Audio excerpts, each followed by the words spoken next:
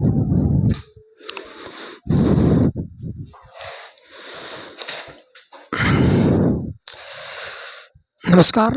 एक बार पुनः आप सभी लोगों का आपके अपने YouTube channel new online Gurukul में बहुत बहुत स्वागत है। मैं हूँ रामाचल सर। आज हम इस क्लास में एक नए टॉपिक पर डिस्कस करने वाले हैं। आपको पढ़ाएंगे एक नया टॉपिक, हिंदी व्याकरण से संबंधित है।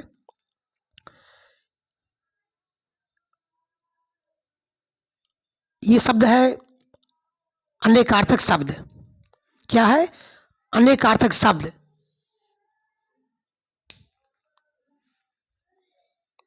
भाई, जो कुछ समझ में ना आवे, कुछ आपको अच्छा लगता है, कुछ अच्छा नहीं लगता है, जब तक आप हमें बताएंगे नहीं तब तक हम जान नहीं पाएंगे।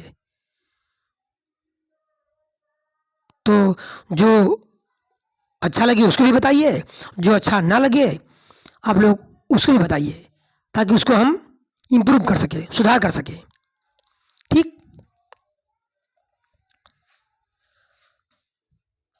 और ये वीडियो में आप लोग नए हैं तो चैनल को सब्सक्राइब करना ना भूले, और वीडियो अगर अच्छा लग रहा हो तो अपने दोस्तों में शेयर जरूर करिए, लाइक कीजिए, कमेंट करिए। तो शुरू करते हैं आज की क्लास। अनेकार्थक शब्द, ये UP TET, super TET, C TET के लिए रामबाण साबित होने वाला है। तो अनेकार्थक शब्द यानी एक ऐसा शब्द हो जिसके एक नहीं अनेक अर्थ निकलते हों। एक ऐसा शब्द जिसके अनेकों अर्थ निकलते हों उसे कहते हैं अनेकार्थक शब्द। अब जैसे यह है अक्ष। अक्ष अक्ष माने होता है आंख, सर्प, रथ, चौसर का पासा, धुरी। पृथ्वी अपने अक्ष पर 23.1/2 डिग्री झुकी हुई अवस्था में सूर्य की परिक्रमा करती है।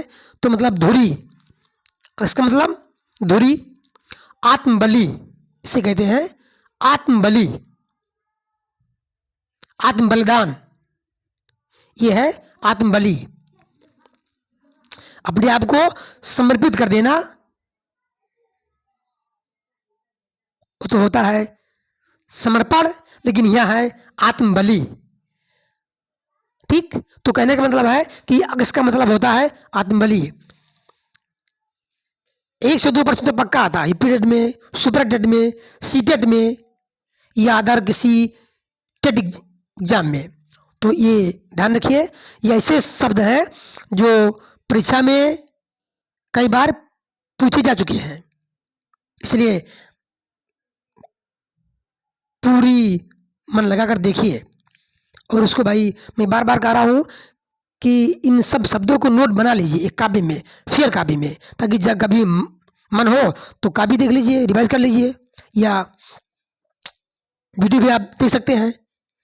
तो अगला है अक्षर। क्या है? अक्षर।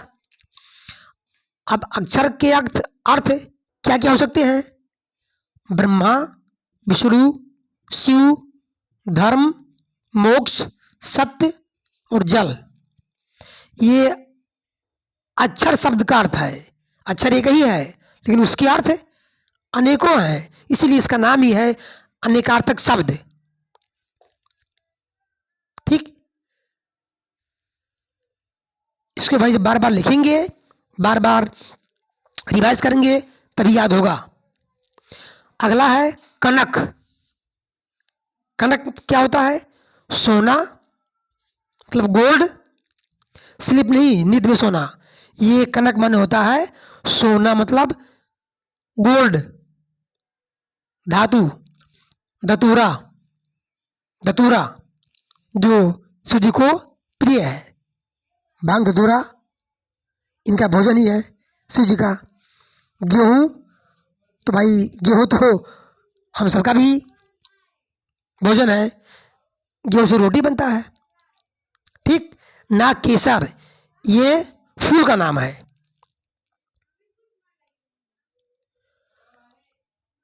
और जड़ी बूटी का भी नाम है नागकेसर।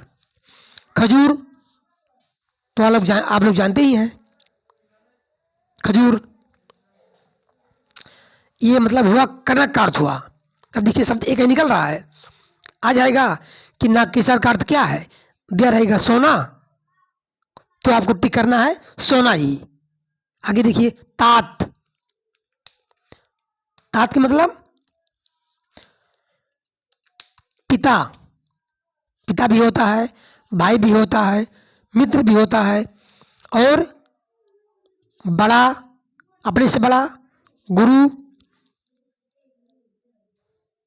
गुरु और धारा, नदी की धारा, पानी की धारा।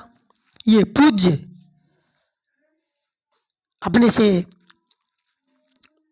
जो बड़े होते हैं वो पूज्य होते हैं, बुजुर्ग हैं, पूजनीय होते हैं, तो मतलब ये पूज्य हो गया।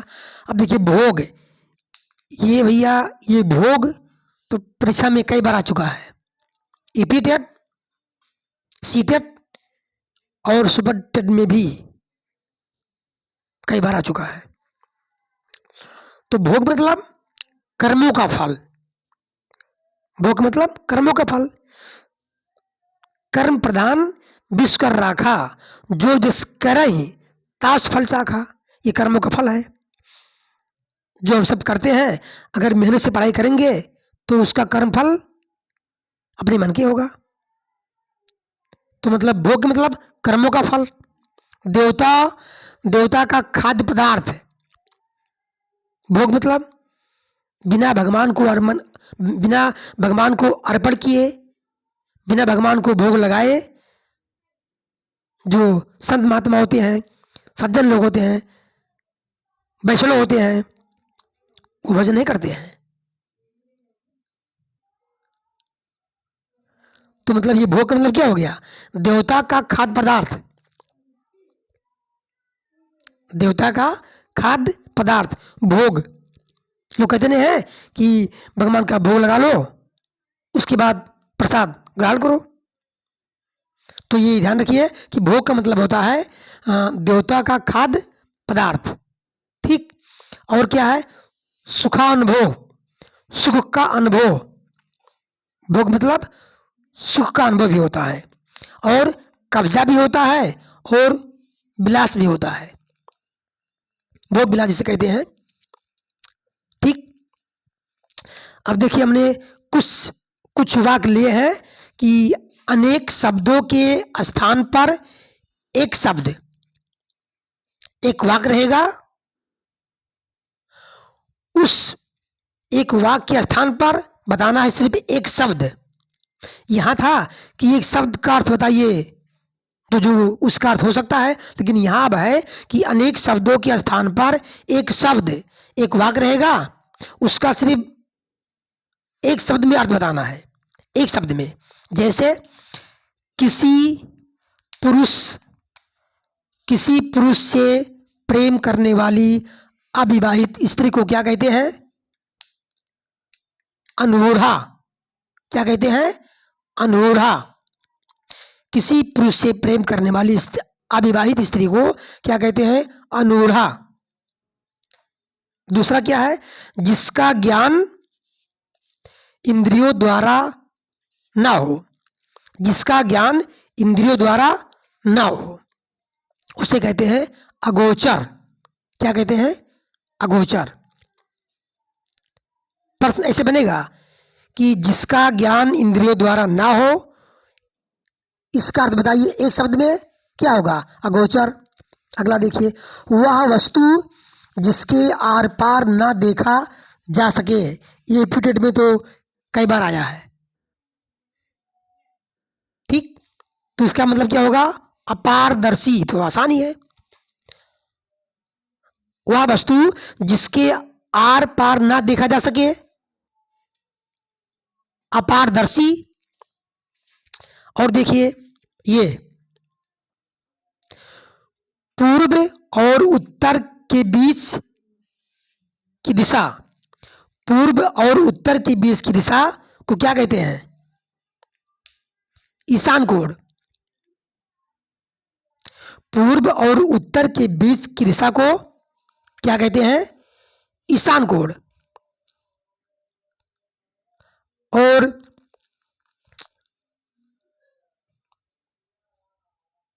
पूर्व और उत्तर के बीच की दिशा को क्या कहते हैं? आग्नेय कोण। और दक्षिण और पश्चिम के बीच की दिशा क्या कहते हैं? नैऋत्य कोण। दक्षिण और पश्चिम के बीच की दिशा को क्या कहते हैं? नैऋत्य कोण। और पश्चिम और उत्तर के बीच की दिशा को क्या कहते हैं? वायव्य कोण। ये चारों हमने एक लिया है, आप लोग चारों याद कर लीजिए।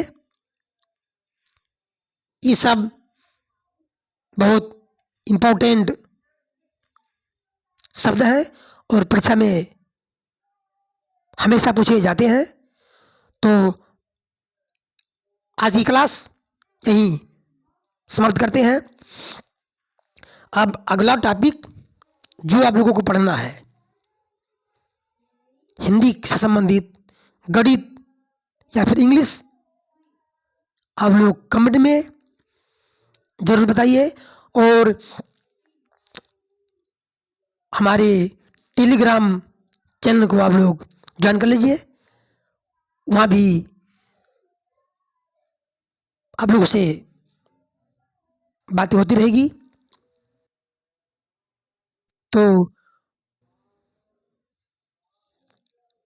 भाई अब हम अगले क्लास में फिर मिलेंगे। तब तक के लिए जय हिंद, जय भारत, नमस्कार।